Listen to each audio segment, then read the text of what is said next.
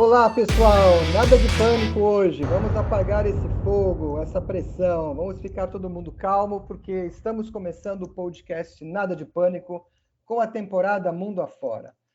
Nesta série, vamos trazer muitas dicas de profissionais que estão no exterior para que possam compartilhar essa sua experiência pelo mundo afora.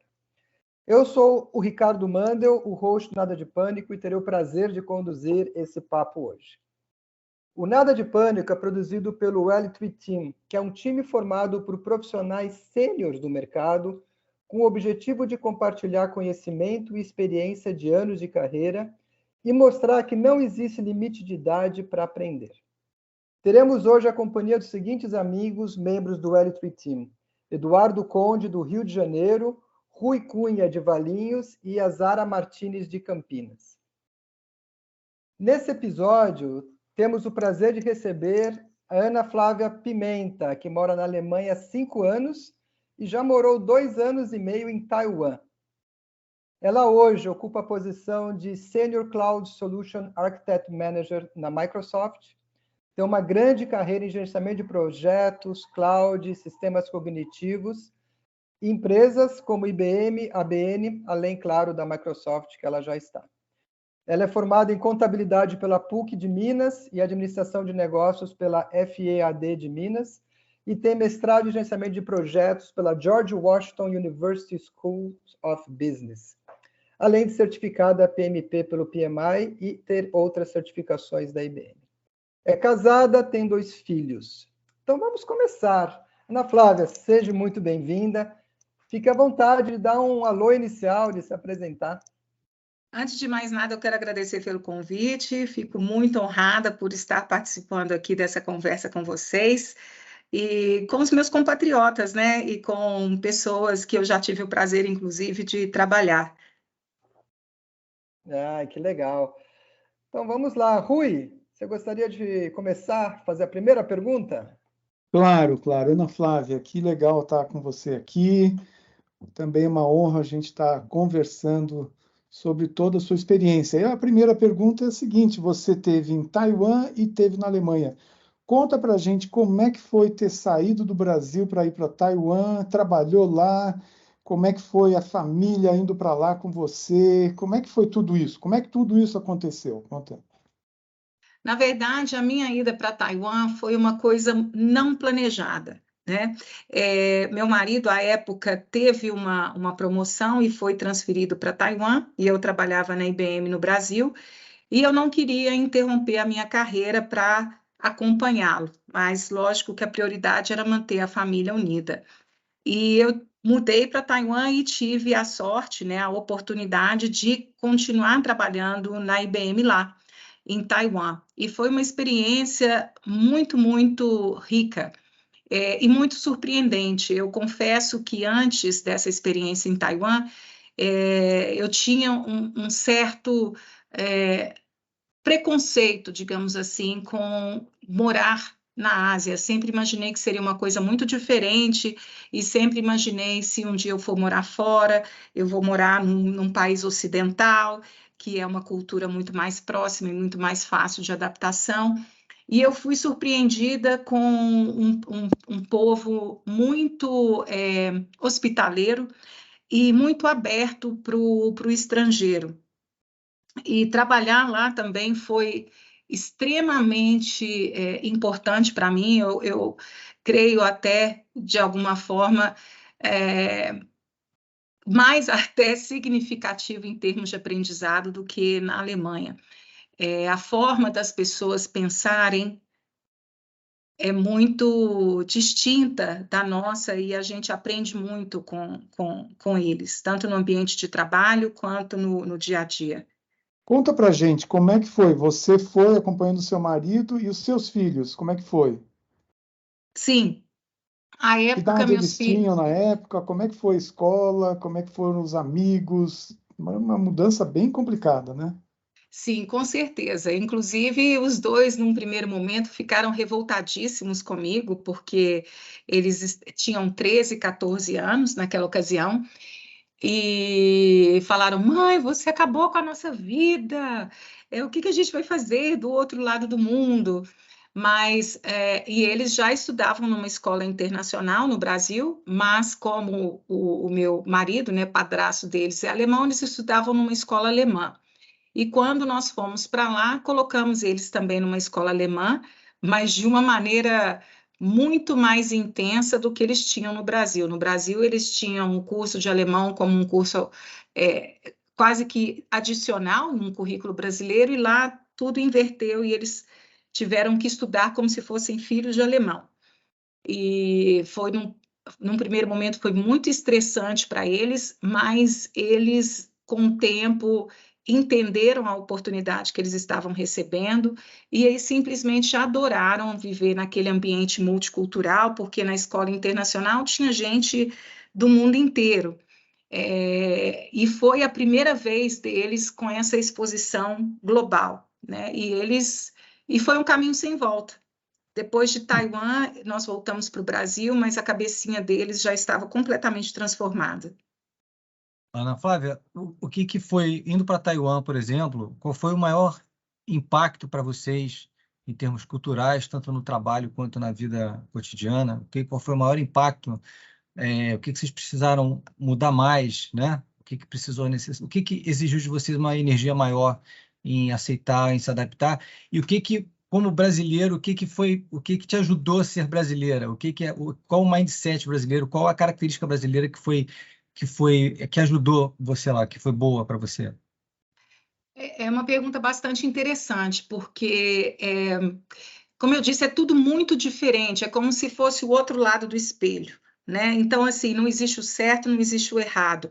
O oriental, ele pensa de uma forma muito diferente da nossa, e uma coisa que eu aprendi, porque eu tive a oportunidade, inclusive, de aprender mandarim, é que o idioma, a forma como eles constroem o raciocínio é muito diferente da nossa, é como se fosse de trás para frente. Então, por isso, muitas vezes, quando a gente está conversando com um chinês, ele está respondendo em inglês, a gente pensa assim, esse cara não sabe falar inglês, ou esse cara não sabe o que ele está falando, é que eles precisam de muito mais tempo para poder construir o raciocínio na língua inglesa do que a gente, né? Porque nós temos o mesmo alfabeto, a mesma linha de raciocínio, digamos assim, estrutura, né? De pensamento do que um nativo em inglês. Mas, de volta para a sua pergunta, uma coisa que é bem interessante, eu acho que no dia a dia a gente precisa aprender a respeitar o costume do outro, a cultura do outro e o costume do outro. Por exemplo, já existe até, digamos assim, até um certo preconceito, uma piadinha em termos dos modos à mesa do chinês. Né? E o taiwanês, apesar dele não ser exatamente como o chinês continental, eles têm bastante influência da cultura japonesa, eles têm alguns hábitos que são da cultura chinesa, como, por exemplo, de arrotar depois que come. Né? Isso para a gente é o fim do mundo, ou então mastigar de boca aberta. Né? E aí, quando você está lá dentro, você começa a entender que eles têm esse hábito que é horrível, mas existe uma razão para ser. Então, mastiga-se de boca aberta para entrar oxigênio junto com a comida, enfim, ajudar em todo o processo digestivo. Existe sempre uma sabedoria por trás e que a gente, com a visão ocidental, a gente não entende. Da mesma forma, o arroto, né? Ele se vem natural, eles deixam sair. E a gente não, a gente fica nessa coisa, né, de segurar. E aí a medicina chinesa diz assim, você não pode conter esse tipo de coisa, né? Então, no dia a dia, esse tipo de adaptação, a gente tem que, não necessariamente a gente tem que incorporar, mas é importante a gente entender e aceitar. Outras questões do dia a dia, como, por exemplo, não existe essa coisa de tomar água gelada, pode estar fazendo o calor que for, que a água ou é quente ou ela é morna, assim, a temperatura ambiente, mas aquela coisa morna. E aí você vai entender, também tem uma razão para ser disso, que eles falam que se o seu corpo tem uma temperatura de 36 graus e você toma uma bebida gelada, é um choque no seu organismo, então você não deve fazer isso. E as mulheres, principalmente, elas não podem fazer isso, porque isso, principalmente na época da ovulação, isso interfere na fertilidade da mulher. Então, são essas coisas que a gente teve que entender, que aprender, mas uma coisa que eu sempre conversei com meus meninos é assim, mantenha sua mente aberta, sabe? Assim, se dispa de preconceitos, mantenha sua mente aberta porque você não é o dono da verdade absoluta, né? E tente aprender com eles e tente ensinar, né? Promova essa troca que ela é bastante interessante. E em relação às vantagens de ser brasileiro, e aí depois a gente vai falar sobre a Alemanha, porque uma coisa tem a ver com a outra.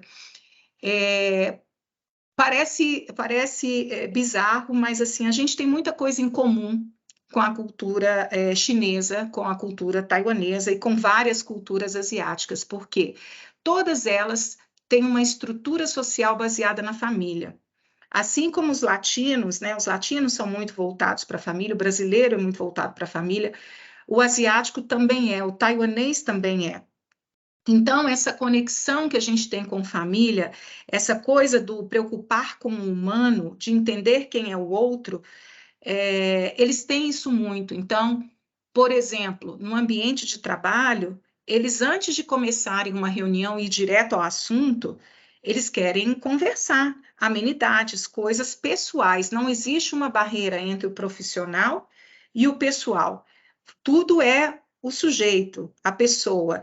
E eles têm, inclusive, uma expressão, que agora eu esqueci em chinês, que define exatamente isso, sabe? Você tem que construir esta relação de confiança para depois conseguir trabalhar junto. Então, muitas vezes o ocidental vai lá querer fazer negócio, quer chegar na reunião com o chinês e já de cara falar de números, falar de coisas, eles vão se fechar e não vão falar com você. Né? E eles vão querer saber quem é você, quantos filhos você tem, de onde você vem, e isso o brasileiro tem bastante. Então, essa empatia facilitou muito para mim, até porque lá eu era gerente de pessoas também. Então, eu tinha um time que era 100% taiwanês, né? E foi um exercício fantástico para mim nessa parte de gestão de pessoas, mas eu cheguei a essa conclusão, que esta coisa em comum da cultura latina com a cultura chinesa, né, me facilitou bastante. Interessante. Como é que foi essa história de Muito você, bom. mulher, chegar num grupo de homens com uma tremenda barreira de linguagem, né? Como é que foi esse começo? Explica pra gente como é que foi isso. Pois é, o que, de certa forma, tornou as coisas um pouco mais fáceis para mim em Taiwan é que a questão da hierarquia lá, ela é muito forte, ela é levada muito a sério. Então, apesar de ser uma sociedade machista, a princípio, né, a sociedade chinesa é uma sociedade machista, a hierarquia, ela tem um peso. Então, eles não têm essa coisa de desafiar ou de enfrentar o chefe, né? Então, mesmo não concordando, a princípio, por se tratar de uma mulher e de uma mulher estrangeira, existia um respeito muito grande pela minha posição dentro da empresa. E sabendo disso, lógico, eu usei dessa oportunidade, mas ao mesmo tempo eu quis tirar um pouco deles, tirar deles um pouco disso, de que assim, eu estou num nível diferente deles, e eu fui mais por esse caminho da conexão humana, e para poder ir quebrando essas barreiras, né? Mas, e aos poucos, lógico, mostrando para eles os porquês, né, de eu estar naquela posição, sempre tentando trazer para eles alguma coisa, alguma experiência que eu tinha, alguma coisa que podia agregar ao grupo. E E você falou do respeito, né, que eles tinham, né, pela hierarquia, mas você sentiu algum preconceito? não, interessante que não. Eu acho que a questão também de Taiwan, a gente tem que entender que Taiwan também tem algumas particularidades geopolíticas, né?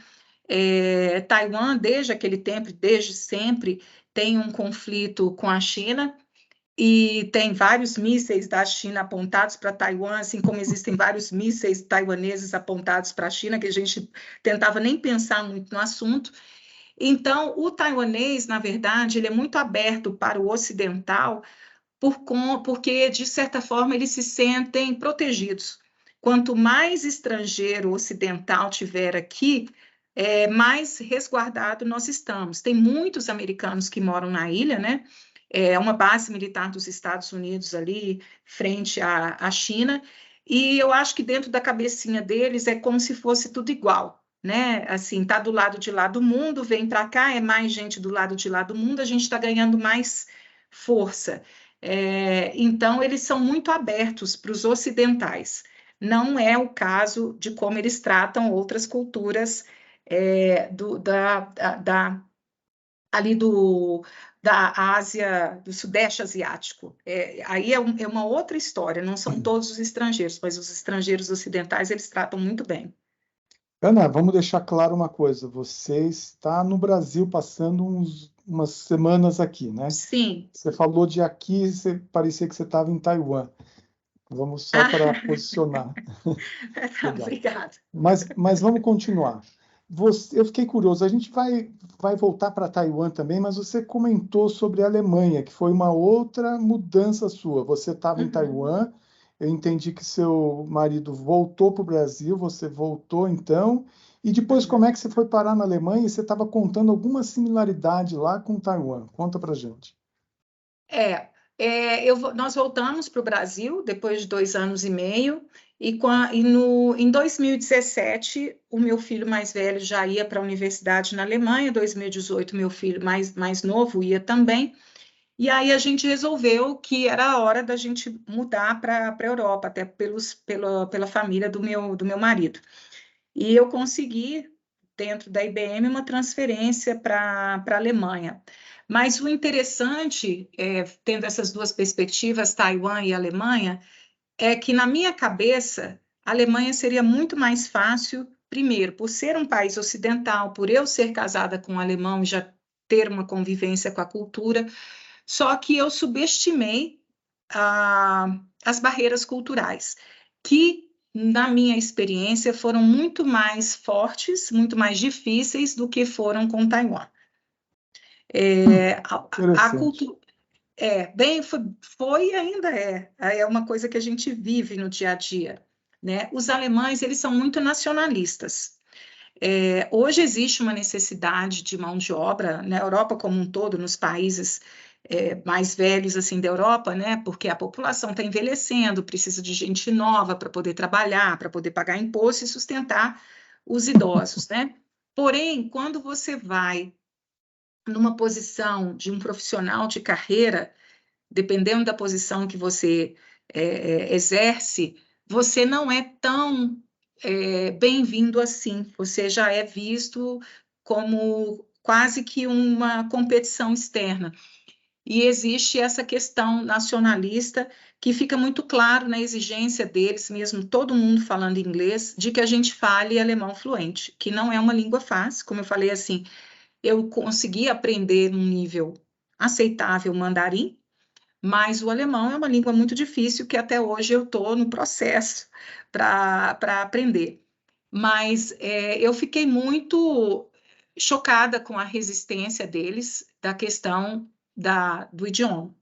Né? Mesmo numa empresa que todo mundo fala inglês, mesmo os clientes falam inglês, eles exigiam, a princípio, né, que eu falasse alemão fluente, e eu percebi que isso foi por conta dessa minha posição. E o interessante, né, voltando à questão do sexismo, é que, por incrível que pareça, né, a Alemanha é muito moderna, muito vanguardista, mas no ambiente profissional, eu sinto que existe muito mais resistência às mulheres do que eu encontrei em Taiwan. Não é uma coisa explícita, mas é aquela coisa que fica muito claro, né? Assim, para a gente, enquanto mulher, pode ser que passe de maneira transparente para os homens, mas para nós mulheres a gente sente. É você entrar numa reunião e você está falando, você não terminou a sua fala, um homem entra na frente e completa o que você está falando. Você foi para a Alemanha na IBM e agora você mudou de empresa. Foi Sim. alguma oportunidade ou foi fala, vou ter que mudar porque não estava legal na IBM por conta disso? Foi uma conjunção dos dois. Assim, eu fui muito feliz na IBM durante 12 anos, sou muito grata a IBM, mas eu encontrei uma IBM muito diferente na Alemanha do que eu estava acostumada até então. Como eu disse, com muitas dificuldades nessa questão cultural, e isso teve um impacto quando eu fui abordada por um headhunter pelo LinkedIn, me oferecendo para participar de um processo que eu vinha a saber depois que seria a Microsoft. Então, foi uma conjunção. Eu já não estava muito feliz por essas questões explicitamente e estritamente culturais dentro da IBM, que depois eu percebi que a IBM ela já é uma empresa com cunho um pouco mais conservador. Numa cultura que é conservadora, que é tão nacionalista, e também vamos colocar aqui uma observação, a Alemanha era histórica, uma questão histórica. A Alemanha era composta de vários reinos, né? Depois ela se unificou e virou uma Alemanha só. E eu trabalho no sul da Alemanha, na Bavária, que é o estado mais conservador da Alemanha. Então, é uma coisa você trabalhar na Alemanha, em Berlim, outra coisa é você trabalhar na Alemanha, em Munique. São duas realidades muito diferentes. A Bavária é muito conservadora. Já outras partes da Alemanha, assim, né, como a exemplo de Berlim, que é o outro extremo, é muito tranquilo para estrangeiro, assim, aliás, é o que existe lá. Munique está mudando pelo mercado da tecnologia e pelo setor automotivo, mas a cultura bávara ainda é muito conservadora. Mas a Microsoft, nesse sentido, se mostrou mais aberta e eu resolvi mudar para a Microsoft, muito em razão dessa questão de diversidade e inclusão. Flávia, hoje em dia você teve essas experiências aí fantásticas, Alemanha, Taiwan, né, opostos, né, Brasil, enfim. Hoje você se consideraria como postura, a Ana Flávia de hoje teria uma postura que seria uma soma disso tudo, uma mistura disso tudo, ou se você tivesse que trabalhar na Alemanha, amanhã você vai para Taiwan, você tem que mudar o interruptor? Ou você consegue fazer um conjunto?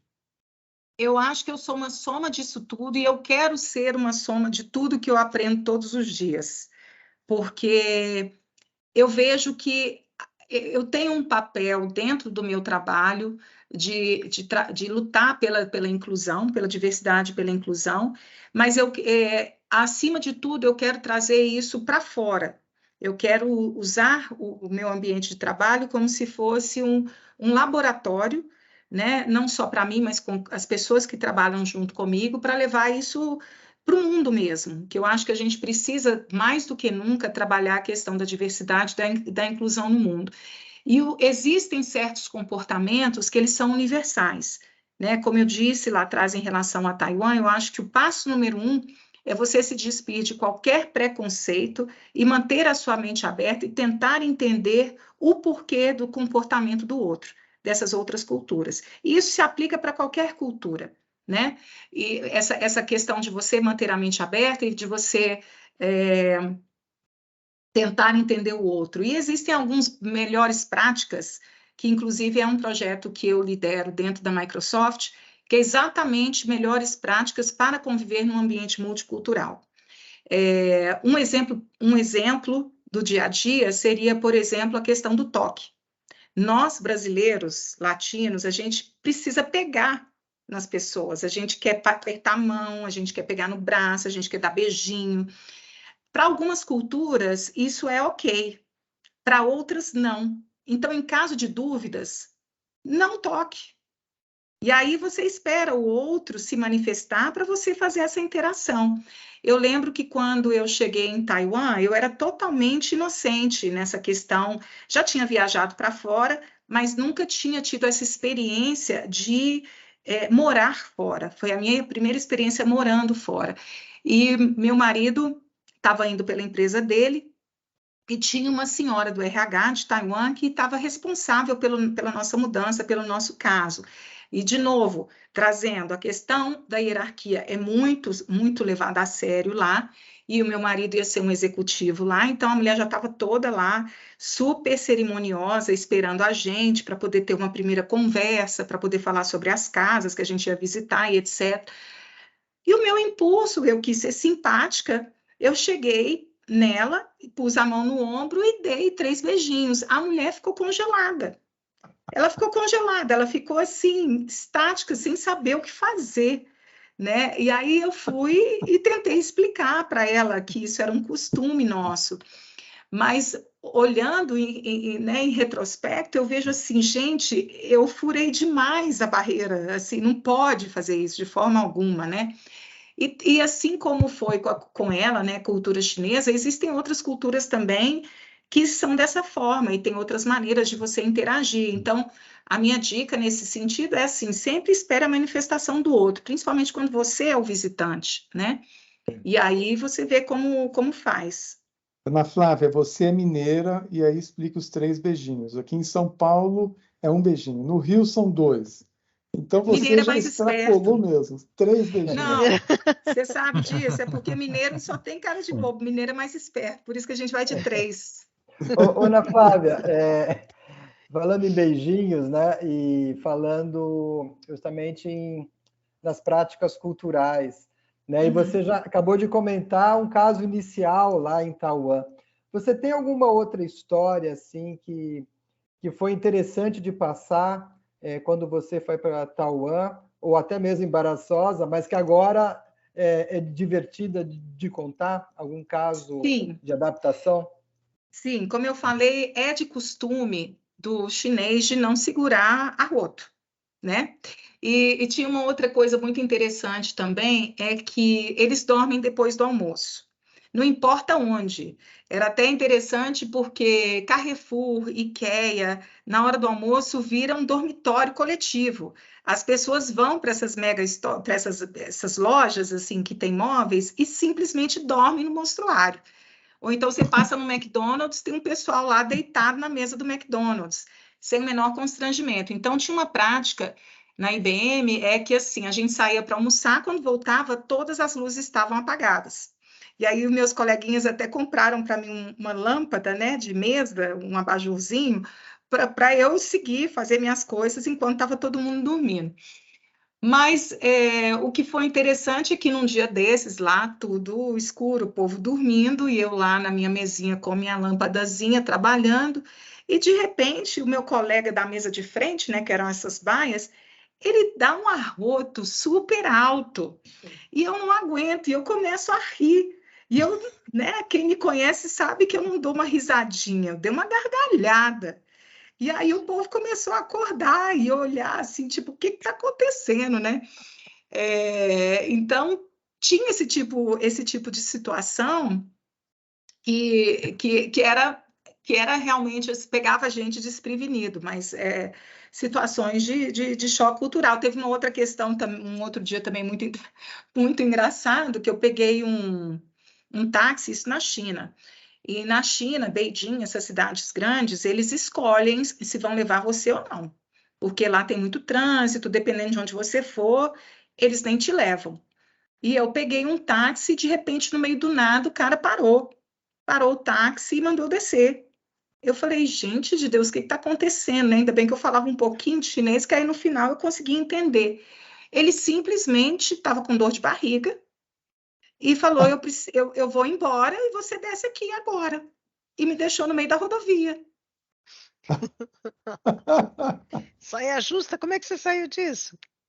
Não, a sorte é que eu consegui depois pegar um outro carro, mas era como se fosse, era assim, era uma via expressa, não uma rodovia, era uma via expressa na região de Beijing, e ele me deixou assim, na calçada e foi embora, desse jeito. E assim, na China continental é um pouco diferente de Taiwan, o taiwanês é um pouquinho mais amistoso. E esse tipo de coisa, às vezes acontecia, você falava, gente de Deus, será que no Brasil é assim? Porque todo mundo pode ter uma dor de barriga, mas eu nunca ouvi falar que o taxista vai mandar você descer do táxi porque ele precisa ir para o banheiro. Interessante.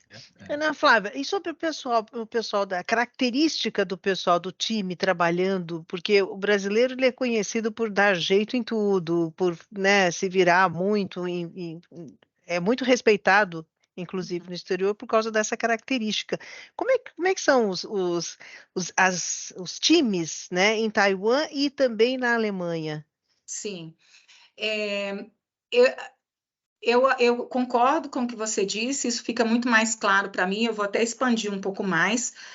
Em Taiwan e nessas culturas orientais, existe essa questão da hierarquia, então o que eu vejo é que eles precisam de comando.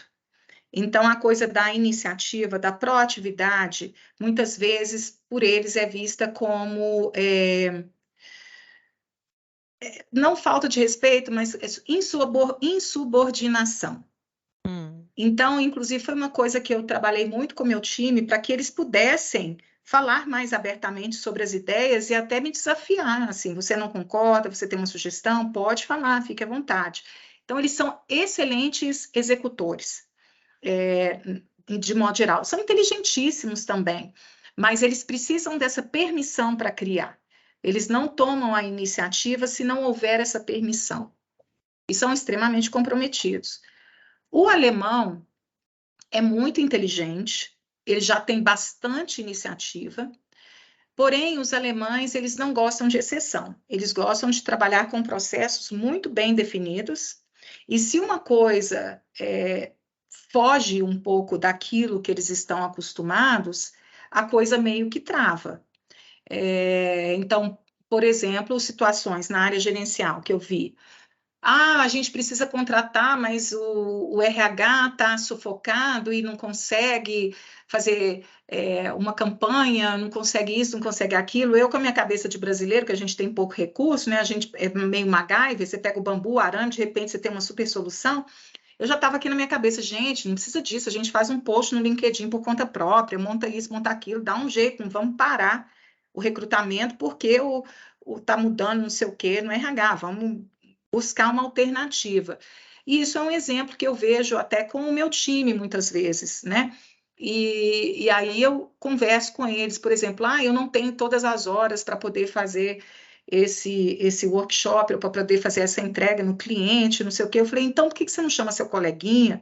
Vamos sentar todo mundo aqui, vamos dividir, partir esse bolo, e às vezes você faz uma parte, o outro faz uma outra parte, você só tem que acordar quem é que vai fazer o quê, combinar direito o jogo, e entrega depois. Ana, não é que funcionou? Funciona, é só porque essa não é a receita padrão, e eles não gostam de trabalhar com exceção. Em relação E eu vejo... Desculpa. Não, Finaliza. só para completar essa questão, né? Porque existe essa coisa, né, de que brasileiro se vira nos 30, e é verdade. E não é só uma característica de brasileiro, eu vejo isso muito com o indiano também, vejo isso muito com o turco. São os países, digamos assim, os países que têm problemas de recurso, ou digamos assim, os países de terceiro mundo, as pessoas, de certa forma, elas são forçadas a serem mais criativas. Menos recursos, mas precisa resolver o problema. Então, tem essa coisa do pensamento fora da caixa. Aí a gente vê o seguinte, quando você mistura tudo, o chinês com o alemão, com o turco, com o brasileiro, com a ganalesa, aí você tem um time extremamente rico, você tem uma colaboração muito rica, porque são perspectivas muito diferentes. Como é que você lidava gerenciando times assim de culturas tão diferentes e até, por exemplo, alemão, Taiwan e times bem diversos, como você falou, pessoas até de Gana. Então, até para o pessoal que está ouvindo, como você lida com sendo gerente, você ter uma noção do que está acontecendo, se está acontecendo algum problema, o status das coisas, porque a gente sabe que algumas culturas você tem uma dificuldade de ter esses reportes, esses relatos, né? Essa situação clara do pessoal passar para você. Como é que é isso? Foi isso na Alemanha, em Taiwan e numa cultura, no meio cultural mais diverso? Como é que você, como gerente, trata essas situações?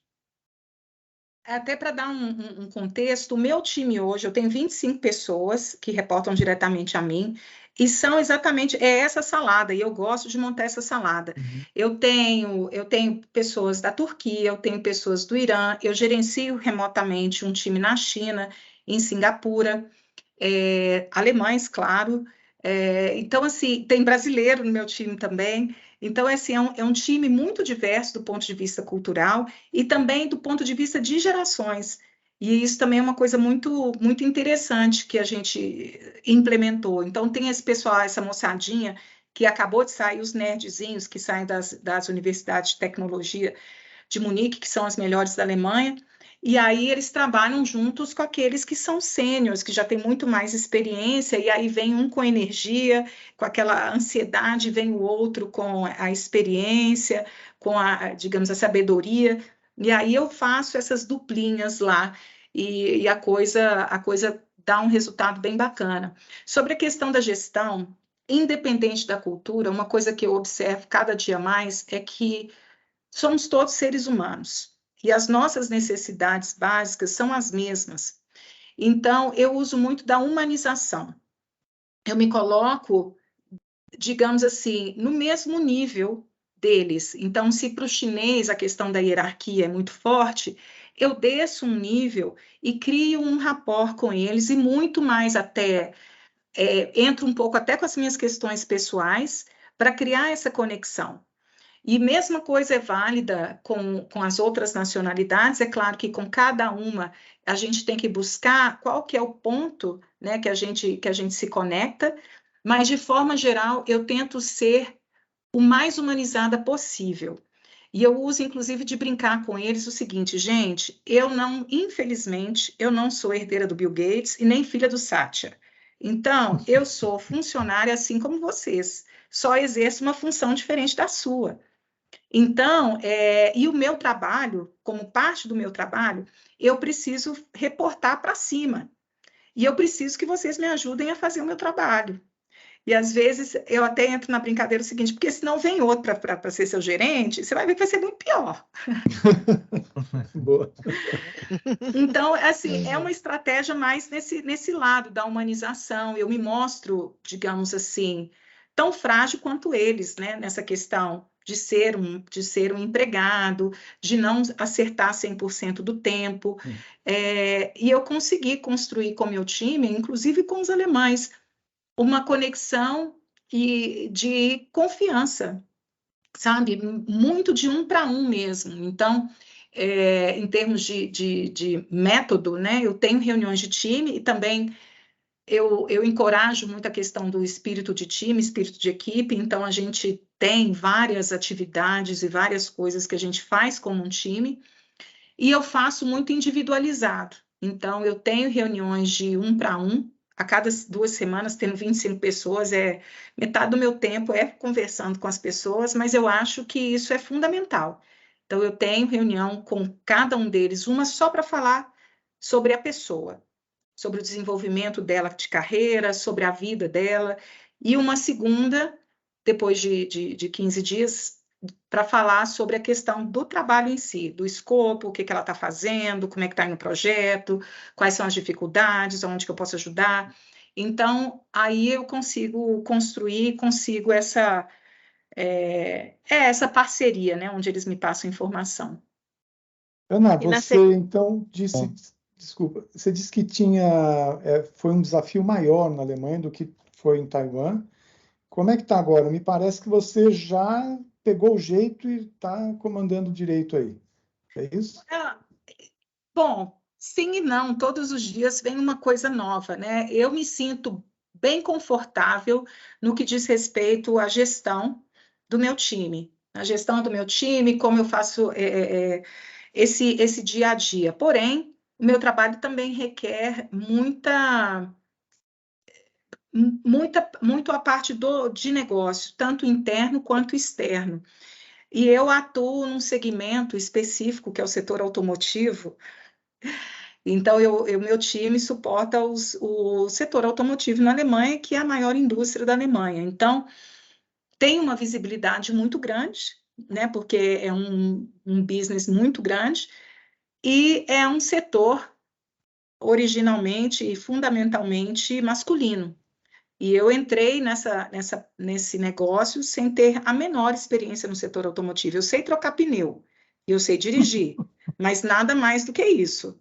Então, ir para reunião, para conversar com o executivo de BMW, de Volks, ou até mesmo dentro da própria Microsoft, que traz executivos da indústria para trabalhar, isso para mim ainda é um desafio, porque eu sinto que, do ponto de vista de negócio, eu não tenho tanto a acrescentar numa mesa para discutir as especificidades do setor automotivo. Então, isso é um processo que eu ainda passo, e eu vejo que o fato de eu ser uma estrangeira, de eu ser uma mulher que não fala alemão, sentando numa mesa com essas pessoas extremamente tradicionais, de um setor extremamente masculino e tradicional, é um desafio, e isso continua sendo um desafio.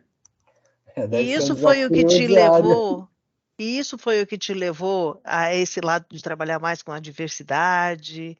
Como foi isso? Porque talvez você tenha se sentido de alguma forma excluída. Sim, completamente, completamente. Eu vejo a importância da gente levar a diversidade a sério e a importância da gente trabalhar a inclusão, porque quando a gente não presta atenção nessa questão da diversidade, quando a gente não trabalha para incluir as pessoas, a gente perde muito potencial. A gente perde a oportunidade de ter alguém trazendo uma perspectiva diferente e enriquecedora, que talvez com um time homogêneo você não teria. Certo. E, Ana Flávia, pensando agora nas pessoas que de repente estão ouvindo a gente, pensando, pô, como é que seria de repente morar fora, ter novas oportunidades fora? Você teria aí algumas dicas, né, para pessoas que talvez estejam pensando nisso, né? Olha, a dica número 1 é o seguinte: não tente encontrar, onde quer que você vá, as coisas que você tem no Brasil. Não espere encontrar o Brasil em outro lugar, você não vai encontrar. E eu vi que isso acontecia muito com alguns expatriados, e as pessoas às vezes ficam frustradas, ficam infelizes, alguns deles até voltam para o Brasil, mas isso é a receita para a infelicidade, é a receita do desastre. Então, assim, nossa, porque eu sinto tanta falta do arroz com feijão no Brasil. Poxa vida, mas aqui você tem um sushi fresco, você tem sabe, frutos do mar assim que está quase vivo no seu prato. Ou então na Alemanha, você toma uma cerveja sensacional. Então, assim, esquece sua caipirinha. Quando você for no Brasil, você toma caipirinha. Não vai querer achar caipirinha aqui, você vai achar uma caipirinha cara e ruim. Então, assim, são exemplos usando a questão da culinária, mas eu acho que é uma das coisas que a pessoa tem que ir preparada e aberta para vivenciar algo completamente novo. Se você pegar as referências que você tem do Brasil, seja de pessoas, seja de vida social, seja de culinária, seja do que for, de estilo de vida, você vai se decepcionar e você não vai conseguir ser feliz. Então, assim, esquece isso e se abra para viver experiências novas. Eu, por exemplo, e é uma coisa que eu curto pra caramba. É lógico que eu sinto falta do Brasil, de várias coisas. Estou aqui em BH, já devo ter engordado uns 2, 3 quilos de tanto que eu como quando eu venho para cá. Adoro esse calor humano que a gente tem, a cultura do boteco, vixe, adoro. Mas eu não posso ter a expectativa que vai ser exatamente assim na Alemanha.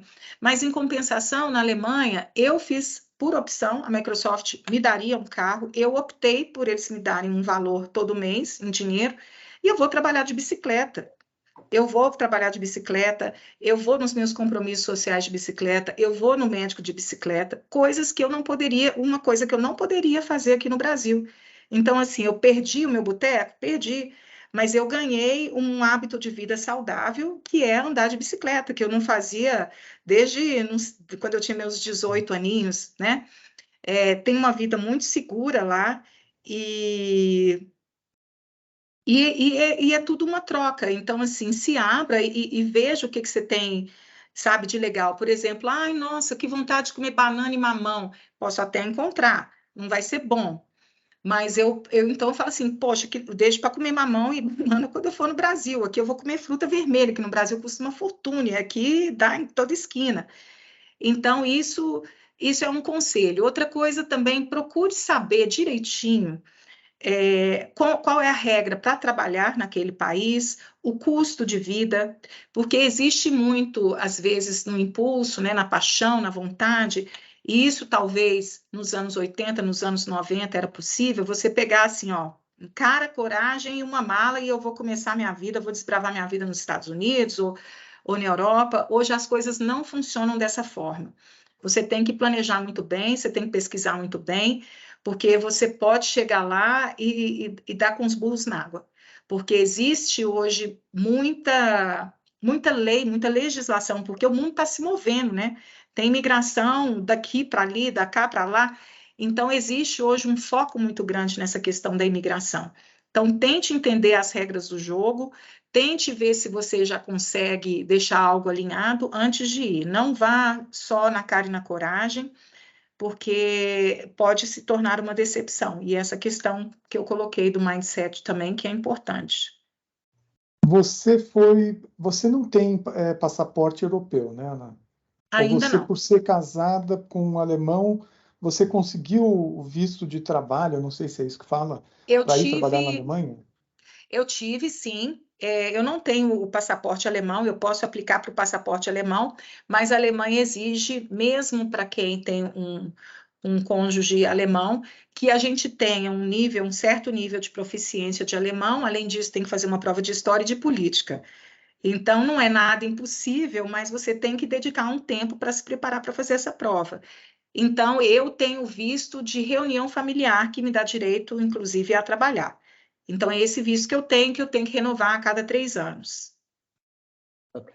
E no aspecto financeiro, Ana Flávia, imaginando as atividades que você faz na Alemanha, o que você já fez em Taiwan, comparando com posições semelhantes no Brasil, você acha que no final é mais ou menos igual ou tem uma diferença muito grande? Assim, é um pouco mais, a gente também tem que levar em consideração a questão da moeda, sem dúvida nenhuma. Quando você olha o bruto, é muito mais. Quando você olha o líquido, a coisa já começa a ficar um pouco mais pareada. Por que eu estou querendo falar sobre a diferença do bruto e do líquido? Porque o brasileiro reclama que paga muito imposto, na Alemanha a gente paga demais de imposto. Então, assim, considerando descontos para minha previdência, considerando e todos os impostos, eu recebo, eu tenho um desconto de mais de 40% no meu contra-cheque, quase, na verdade, já está beirando 45% por aí. Então, a gente paga muito imposto. É imposto para ajudar os idosos, é imposto para a reunificação da Alemanha, que até hoje se paga, o Ocidente paga para o Oriente, é imposto para ajudar refugiado, é imposto para ajudar estudante, vem tudo descrito, aquelas palavras enormes no contra-cheque, que a gente não entende nada, e que no meu primeiro mês, lá na IBM, eu abri um caso no RH, que eu falei, não, esse cálculo está errado, não é possível que é isso. Imposto de igreja... Imposto de igreja, gente, nossa, ainda bem que meus pais não tomaram conhecimento disso. Eu fui lá na prefeitura e falei que eu sou agnóstica para poder parar de pagar imposto. Porque a gente tem um costume, você vai para uma igreja, você paga na igreja que você vai. Lá não, se você se manifesta, sou católico, sou protestante, eles descontam no seu contra-cheque, independente de qual igreja que você vá, né? Dízimo no contra-cheque. Dízimo no contra-cheque, exatamente. Então, esse coisa do valor, ela é relativo. Mas aí, eu te digo, mesmo com todos esses descontos, vamos olhar o que a gente recebe, né, em termos de benefício. Aí, volta para aquela posição assim, sim, lá a gente ganha mais. Porque, por exemplo, você tem o transporte, parte do sistema, o transporte pertence ao governo, né, estatal, então, ou do estado, ou do município, enfim, é do governo, então a gente paga por isso, claro, mas é subsidiado, você paga menos. Meus filhos, por exemplo, eles não pagam faculdade, mesmo sendo brasileiros, eles não pagam faculdade e ainda assim recebem uma ajuda do governo. E ainda recebem um cartãozinho para andar de graça no transporte público. Então, somando todas essas coisas que a gente... sistema de saúde. Eu pago o meu plano de saúde, mas eu pago para o plano de saúde do Estado. Tem o privado e tem do Estado, mas o do Estado, para mim, é melhor porque eu tenho filho e eu não pago a mais por ter dependentes. Mas o plano de saúde, ele subsidia o seu remédio. Você não precisa pagar o remédio na farmácia. O plano de saúde, ele paga o seu remédio. Então, são vários custos que a gente tem no dia a dia do Brasil, que a gente está acostumado a ter, que lá a gente não tem. Então, no fim das contas... A assistência médica é boa? Assistência médica é boa? A assistência médica é boa, porém, como a população ela está muito idosa, ela toma muito, ela ocupa muito da capacidade, né, de atendimento. Então, as pessoas mais jovens, que eles olham e falam assim, isso aí está saudável, a gente tem menos regalias. Por exemplo, nós mulheres aqui no Brasil, a gente faz mamografia uma vez por ano, lá é de 3 em 3. Porque é subsidiado pelo governo e porque eles têm que dar preferência para a população velha. Então, o pessoal ainda em idade produtiva tem menos assistência, mas de modo geral, a assistência é muito boa. É questão da realocação, o pessoal que está pensando em mudar para uma nova empresa, uma nova oportunidade, como é que é essa diferença nos lugares em que você esteve, e também para o pessoal que está saindo da faculdade, as facilidades de conseguir um primeiro emprego na Alemanha, em Taiwan, Brasil, enfim, né? Como você vê isso? A dica que eu dou para o jovem que tem interesse, eu acho que é até mais fácil para a pessoa já mais sênior. Existem cursos, meus filhos já foram para lá com o Abitur, que deu a habilitação para eles cursarem uma faculdade alemã. O jovem que não tem esse diploma, ele consegue ir para lá, ele faz um curso durante um ano, tira a certificação e entra para a faculdade. E uma vez na faculdade, como a mão de obra jovem ela é escassa, as empresas vão buscar, Microsoft, IBM, todas as empresas, Bosch, elas vão buscar dentro da universidade e aquela pessoa já fica encarreirada, ela já tem ali um plano de carreira para frente, né? Porque eles precisam de jovens, principalmente jovens com uma formação. Agora, para as pessoas que já estão no mercado de trabalho, por exemplo, a meu exemplo, a lei do trabalho na Alemanha é muito forte, sempre a favor do empregado. Então, o empregado, o período de experiência lá, diferente do Brasil, que é 30 dias, lá são 6 meses. Né? Então, o período probatório é de 6 meses. Por que é de 6 meses? Porque ali eles vão decidir, é quase que um noivado, vão casar ou não vão casar? E se falou assim, casou, acabou. Para a empresa mandar aquela pessoa embora, ela tem que indenizar de várias formas e tem que negociar. E, enfim, você não é mandado embora da noite para o dia. E se acontecer, quando acontecer, você ainda tem um seguro-desemprego, você ainda tem um programa de recolocação profissional, treinamento. Então, assim, a pessoa às vezes fica desempregada ano, porque às vezes ela nem quer, ela fica um pouco acomodada, porque tem um subsídio enquanto ela está desempregada.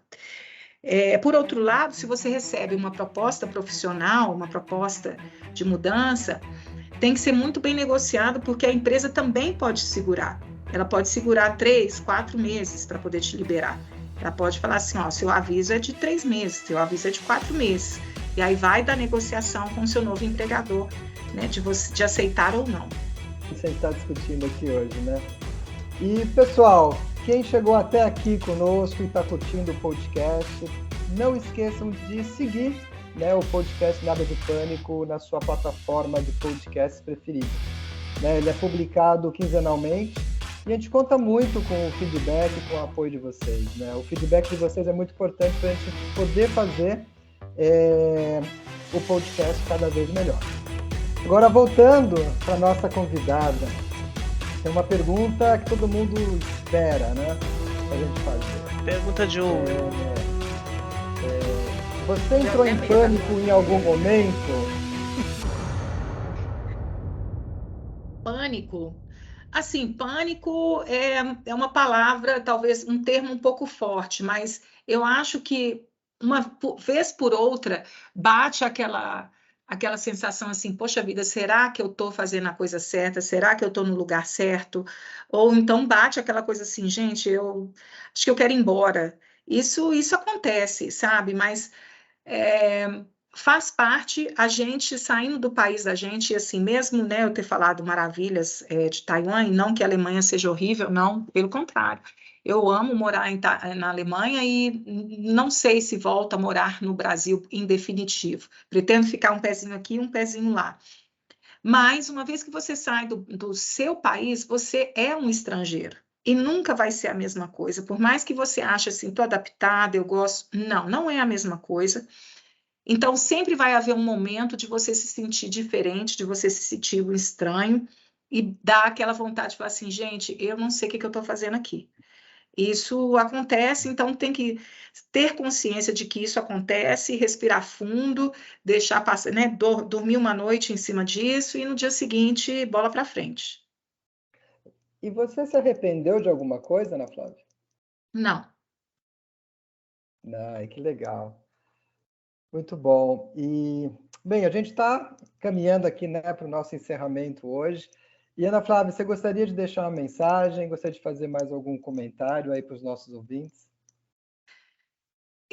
O que eu queria deixar, assim, primeiro, de novo, eu queria agradecer, espero que essa conversa tenha sido útil de alguma forma, tanto do ponto de vista da experiência internacional, quanto do ponto de vista da multiculturalidade. Me coloco à disposição, quem quiser entrar em contato comigo pelo LinkedIn, se eu puder ajudar com alguma questão em particular, estou às ordens e desejo boa sorte para aqueles que estão pensando na empreitada de morar fora. Ana Flávia, antes de se despedir, quer dizer, eu gostaria, você poderia se despedir na hora que for a hora de despedir, em chinês e em alemão para a gente? Alguma frase em uma dessas duas línguas aí? Aliás, pode falar agora. Pode falar alguma coisa agora. Xie xie Niemann, Zai Tian oder bis später, bis bald. Danke. Legal. Danke. Ok, muito bom. Então, eu queria agradecer muito, Ana Flávia, a sua participação aqui com a gente hoje, você ter um tempinho para essa conversa. Foram tópicos muito interessantes, tópicos muito legais da área cultural, de diversidade, que a gente tem que realmente levar muito isso em conta no nosso dia a dia. Inclusive, seu estilo de liderança, a gente percebe uma liderança um pouco mais ágil em alguns conceitos, né? Bem perto, né, das pessoas com quem você trabalha. Quero agradecer a participação dos membros do L3 Team aqui com a gente, o Eduardo Conde, o Rui Cunha, a Zara Martinez e eu, Ricardo Mandel. E hoje estamos terminando esse episódio Nada de Pânico. E se você está curtindo, compartilhe com seus amigos, né, o pessoal do trabalho, sua família. De repente tem muito insight aqui legal para que eles possam também aprender alguma coisa, né? Então, Nada de Pânico voltará em breve. E também fiquem à vontade de seguir a nossa página no LinkedIn, L3 Forum Lifelong Learning, e o nosso Instagram, L3 Team Brasil. Então, foi um prazer enorme estar com vocês hoje. Um grande abraço e sucesso a todos e até o próximo podcast. Tchau. Valeu, Ana Flávia. Beijão. Beijo. Até mais, gente.